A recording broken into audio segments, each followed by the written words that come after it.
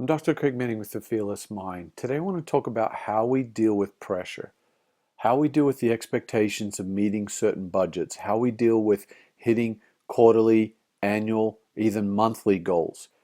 How do we deal with the constant pressure that we feel in the society we live in? We live in a world where anxiety is more rampant than it's ever been at any other time. How do we deal with that so we can still produce, so that we can still get the most out of our teams? So this is directed towards managers, this is directed towards leaders. I want to use an article from a college basketball player, one of the top basketball players in the country. They say this guy, Jabari Parker, who plays for Duke University, is going to be one of the top 3 draft picks. A tremendous amount of pressure on this individual. How does he cope with that?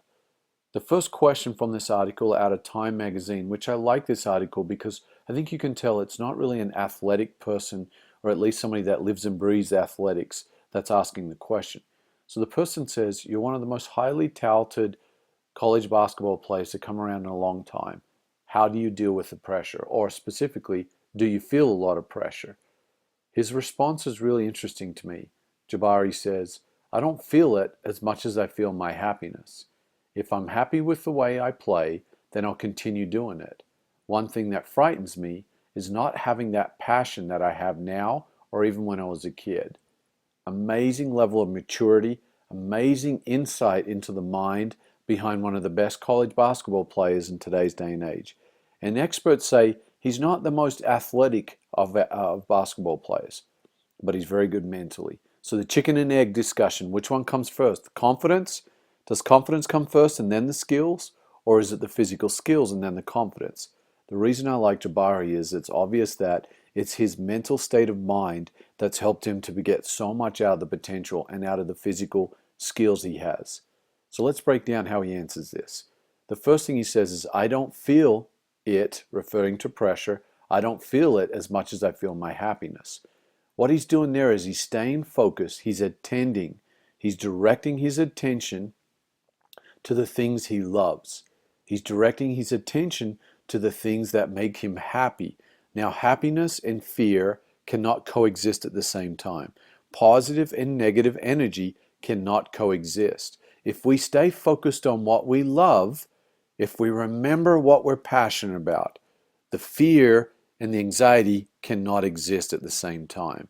This is crucial to help us to be more efficient, to increase productivity in our teams and our employees within our companies.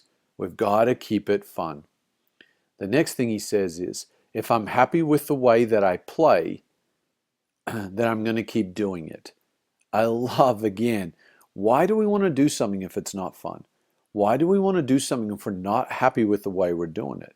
But yet we live in a world where the expectations, the pressure, we got to pay the bills, more and more pressure, more and more expectations, and we lose that fun, we lose that positive energy, and our work can become drudgery, it can become monotonous, robotic. But when that happens, we're not paying attention to detail, efficiency drops off and productivity drops off. Whereas if we stay focused on our performance, that's what makes it fun, is the performance, those variables we have control over. The older we get, the more we tend to focus on outcomes at times. It doesn't have to be this way, but meaning the more we mature, the more the expectation is, the more pressure there is, the more we focus on outcome, the results. If we'll stay focused on our performance, it's amazing how much we enjoy the process because we have control and our productivity goes up. So that's the second thing he says. The last thing that I love probably the most, he says, one thing that frightens me is not having the passion that I have now or even when I was a kid. Man, this young man really gets it. If we keep the passion, we're going to bring that positive energy. We're going to remember what we love. It's going to eliminate all of the anxiety and the fear. If we keep the passion, we're going to be able to focus on our performance and we're going to grow rapidly, meaning we're going to acquire a lot of skills. And as our employees, as the people that work with us and for us, as they acquire skills, their competency grows.